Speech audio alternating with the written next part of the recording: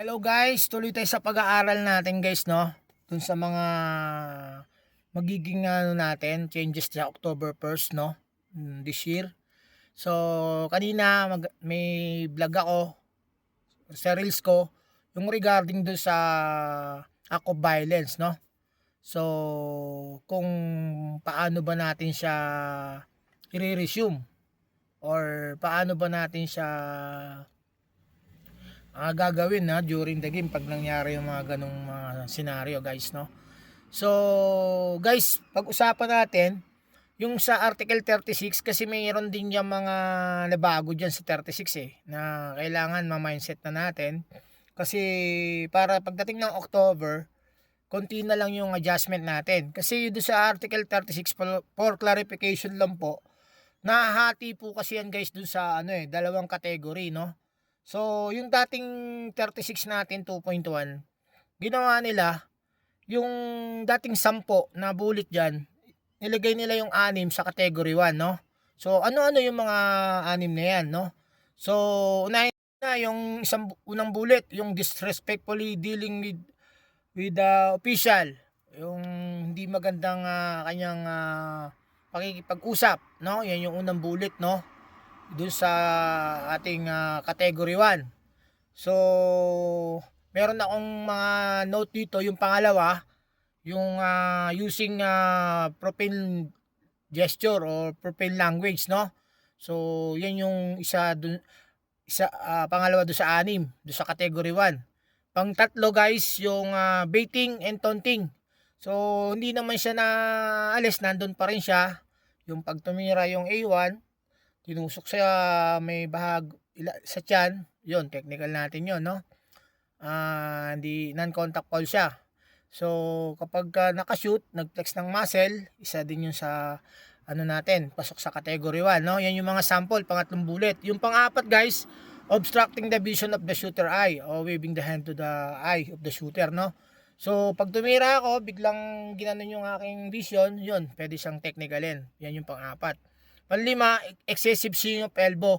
So, hindi pa rin siya nabago mga kapitos, no? So, pag more than 2 na swing, hindi natin kailangan hintayin tumama, no? So, technical pa rin yan. Pasok yan, no?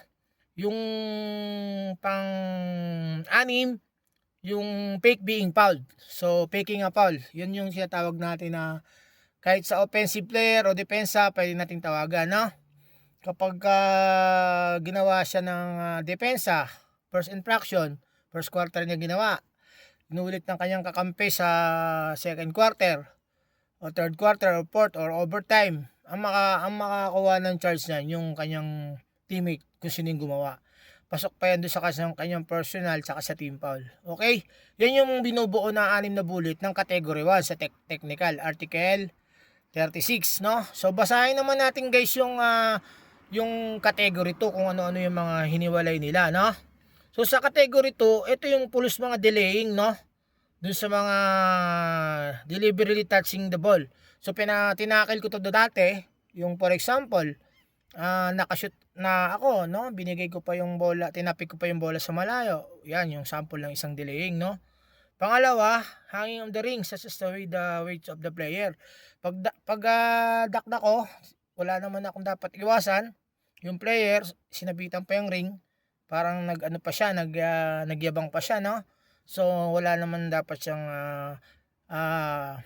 parang dahilan para maghang sa ring dahil wala naman player sa ilalim para iwasan yung mga injury, no? So, isa rin yung hiniwalay niya sa category 2.